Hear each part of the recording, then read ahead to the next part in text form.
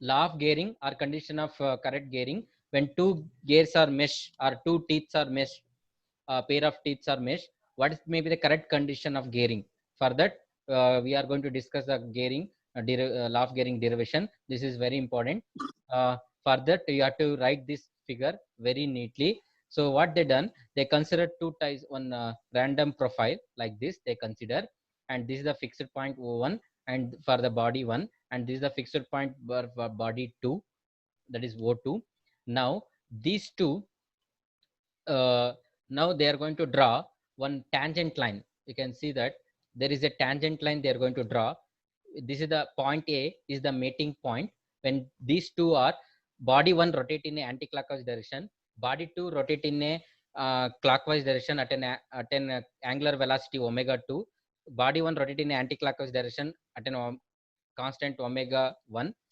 When these two are rotate in opposite way, both are going to be contact. That contact point is called A. That contact point is called A. Now they are going to draw this. A RQ is the tangent to this point of contact, RQ line as well as XY line. Now, see session remaining 1 minute will be there. It's going to be closed. Then immediately you can join. So now the law of gearing state that condition it must be fulfilled by gear tooth profile to maintain constant angular velocity ratio between the gears. Then it's said to have conjugate action. I told in the beginning in the previous session, when the gears are going to be mesh, it should be maintain constant angular velocity. That means when it will maintain when they having conjugate action. Conjugate action means constant velocity should be there. So that is called as law of gearing. In order to derive that condition, they consider the curved bodies A1 and 2 rotating about center O1 and O2 be in contact at point A. A1 and A2 are the two coincident point at A1 lying in 1 and A2 lying in 2. Where is that A1? A1 will be lying on 1 here. A2 will be lying on body 2. Okay. RQ and XU are the common tangent and normal at point of contact. See, RQ is the tangent line. RQ is the tangent and XY is the normal. With respect to this RQ, XY is the normal line and RQ is the tangent line.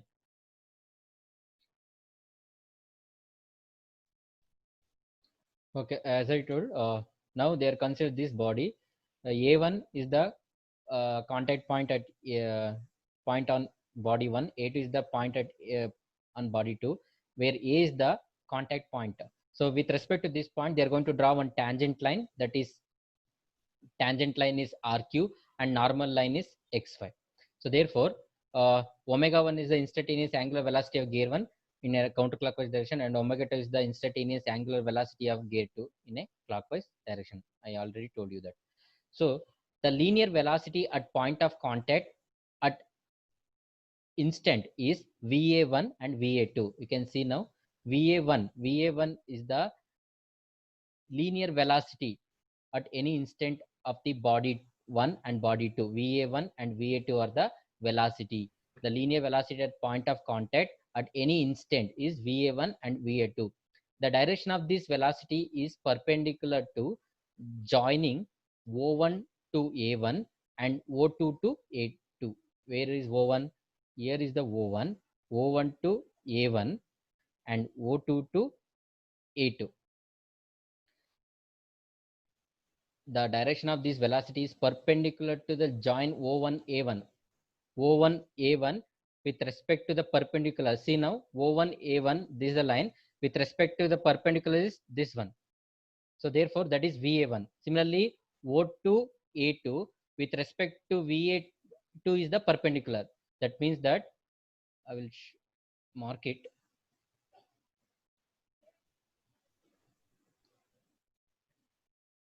You can see when you are drawing this line, no, VA1, this is the VA1. This VA1 should be perpendicular to like this, and VA2 should be perpendicular to O2 A2. VA1 perpendicular to O1 A1, VA2 perpendicular to O2 A2. That is what they are saying, perpendicular to each other.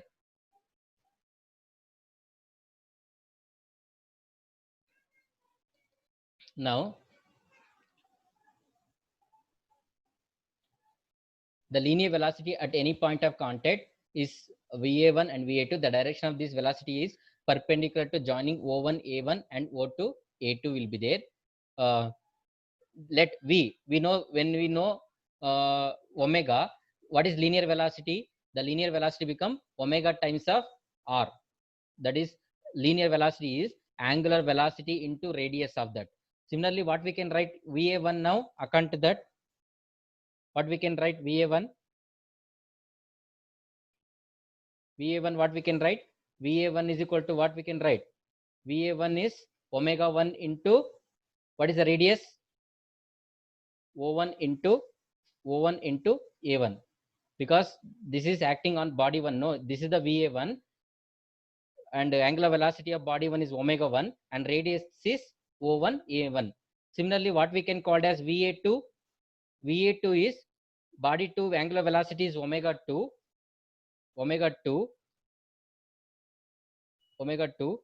and radius is o2 a2. Understood? va1 is omega 1 into o1 a1, va2 is omega 2 into o2 a2. Let common normal intersect line joining the center of rotation of body 1 and 2. P is the intersecting point. That means they are considered here P. See, this is the common line joining of fixed point. You can see that this is a common line. No, this is a common line joining the fixed point. It passed through the O1 as well as O2. So when passing this through line, let common normal intersect the line joining the center of rotation of body 1 and 2.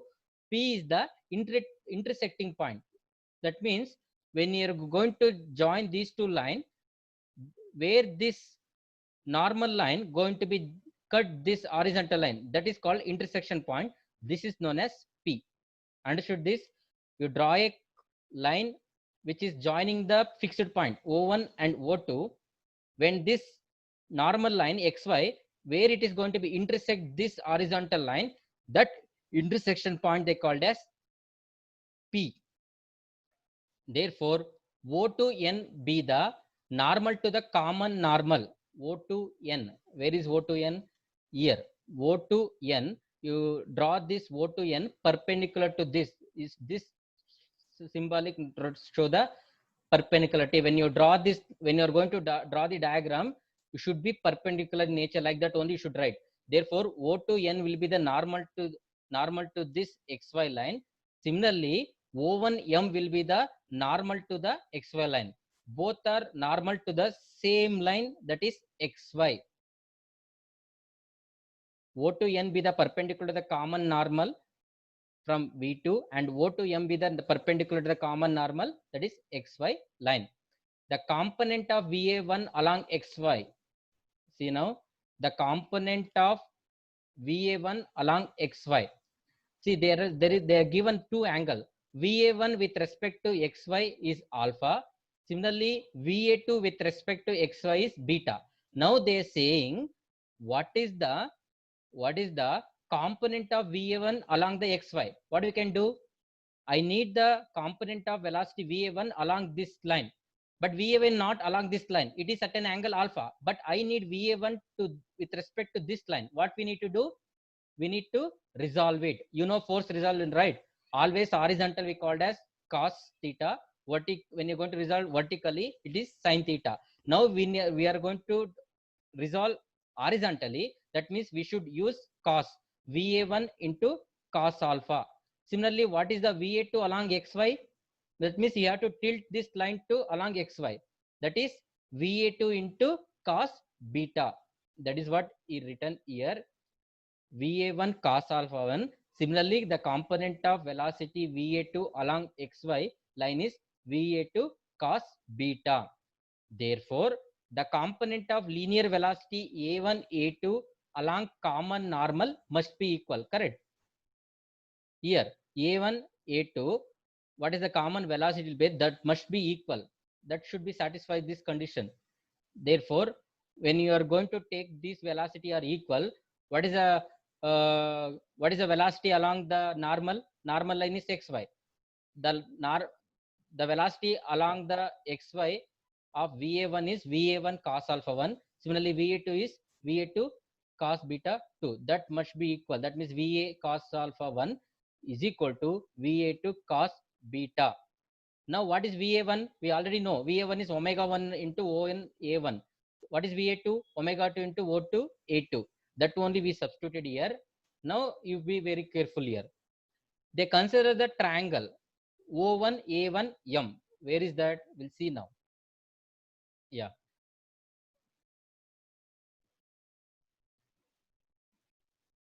This is the O1 A1 M. Now they consider this triangle. This triangle is like a right angle triangle. When is a right angle triangle, we can apply two things.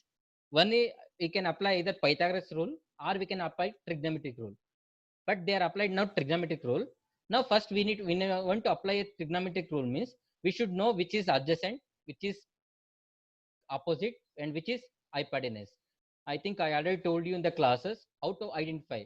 When always angle opposite the what is the line will be there, that is called, what is the line called as opposite. The angle with respect to the opposite side will be there, that is called opposite side. And the perpendicular 90-degree opposite line, always it is called hypotenuse. Are you understanding?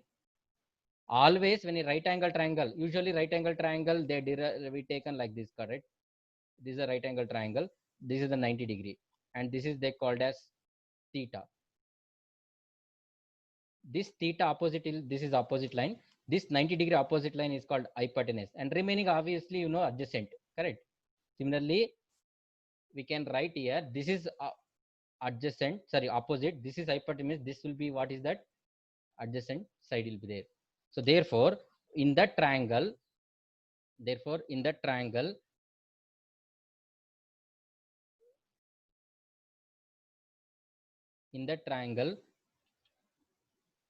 what they consider, triangle O1A1 M cos alpha. Cos alpha means what? Cos alpha according to this triangle,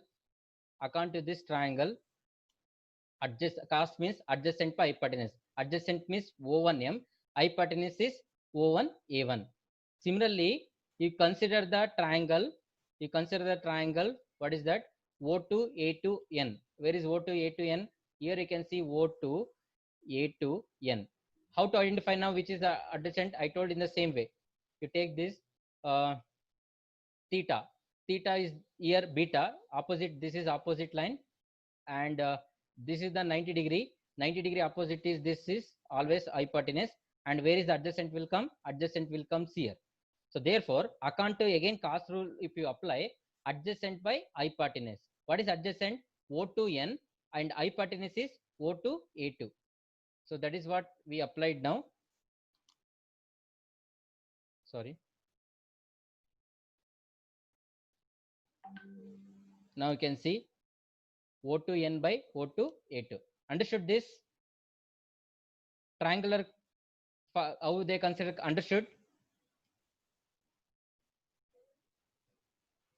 Understood the triangles? Hello? Yes, sir. Therefore, cos alpha and cos beta value substitute. Therefore, this is not equal. Sorry, this is not equal. This is this into. This is into. Therefore, O1 A1 get cancelled. O2 A2 get cancelled. Therefore, this is become omega 1 O1 M is equal to omega 2 O2 N. Therefore, omega 1 by omega 2 is equal to O2 N by O1 M. Let's call this equation number 1. Consider the similar triangle. O1 MP, O2 NP. Where is that similar triangle? You can see now. O1 MP. You can see now here O1 MP and O2 NP here. This is one and this is one. These two are similar triangles. So therefore, when your similar triangle, is there, you can apply the similar triangle principle. So therefore, we can call O2n by O1m as O2p by O1p. O2n by O1m as O2p by, what is that? O2n. O2n.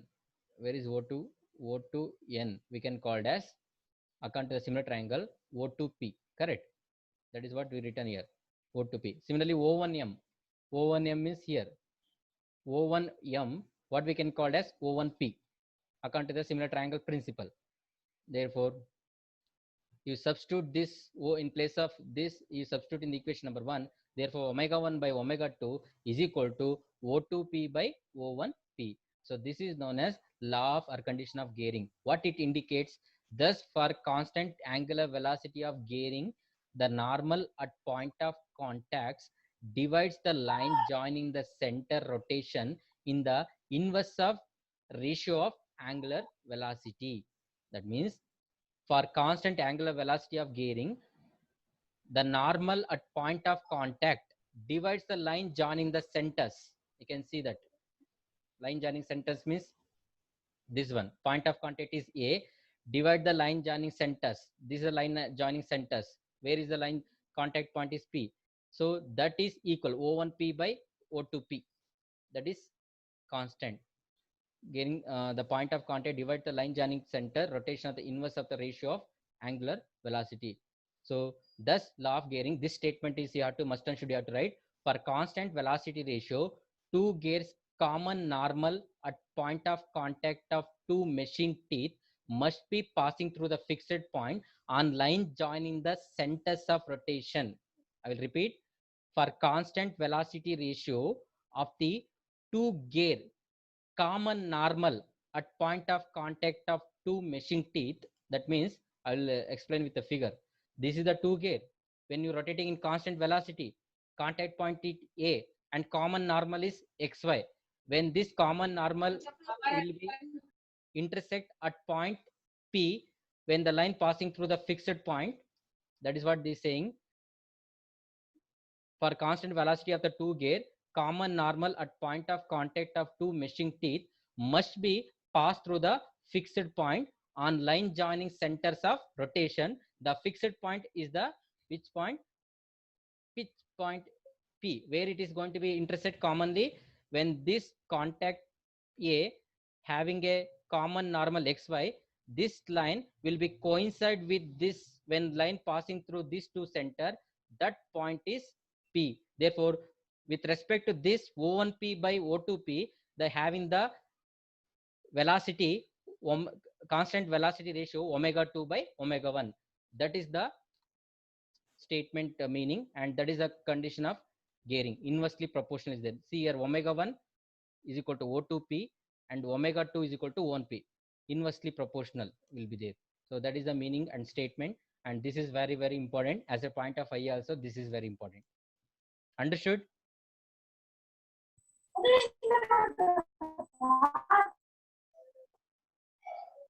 One minute. Okay, last topic on this session is interference and method to provide the method to avoid the, not provide the, it is avoid the interference.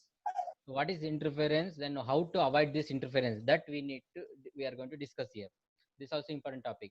So already told what is interference means the mating of two conjugate teeth. That means when two teeth are having constant velocity, they are going to mesh. If they are overlap, gate teeth are said to be interference when they have to overlap or continue to the mating. When they are going to mating, there is an teeth going to be cut because of interference occur. One teeth overlap the other teeth, there will be a damage to the other teeth, therefore it will remove the material. So that is called an interference. So we need to avoid this interference.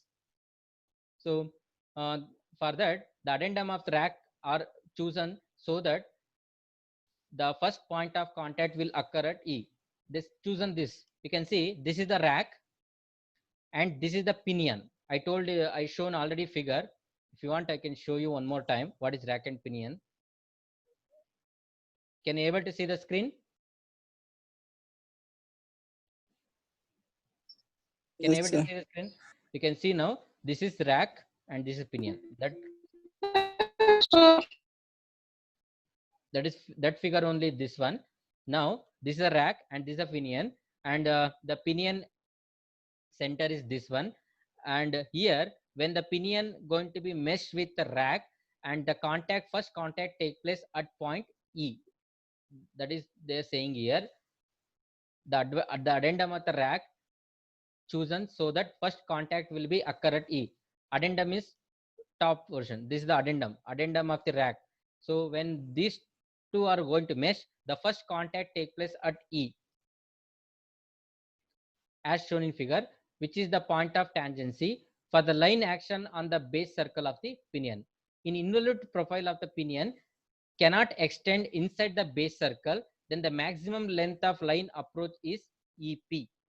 EP, where is EP? Here. This is called line of approach. Line of approach means I already told you, line of approach is nothing but when the beginning of engagement to the pitch point. Where is the pitch point? This is the pitch point. Where when two gears are meshed, when two pitch circle going to be intersect at common point, that is called pitch point. Therefore, EP is called point of approach.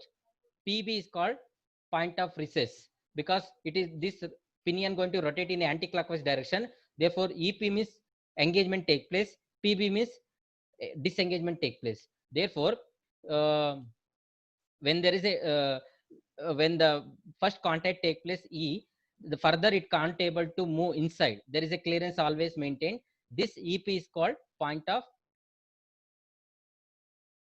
approach. Point of approach.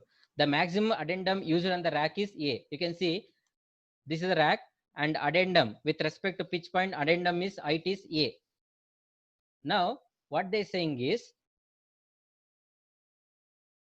the addendum increased by A, then the pitch circle of pinion line and pitch line of rack were rolled to right.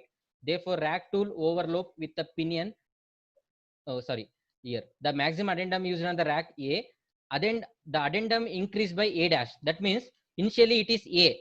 Now what they doing is suppose if I increase the addendum height A, rack of the addendum A dash. That means you can see this dotted line, right? I will zoom it.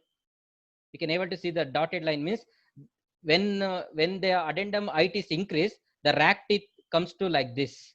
When this case, what happened? They're saying when the addendum increased by A dash, then the pitch circle of pinion and pitch line of rack were rolled to right. Therefore, rack tool overlap with the pinion tooth as shown in figure by a dotted line. There is known as interference. What happened when you are going to increase this addendum height means the pinion not able to move on the anti-clockwise direction, it rolled to the right side. Therefore, this rack teeth as well as pinion teeth will be interference going to be happen. That means overlap going to be occurs here. So you can see this. I will zoom it further. You can see overlap. This is the rack teeth and this is the pinion teeth. It's going to be overlap. That means that overlap is called as what? Interference. That is called interference.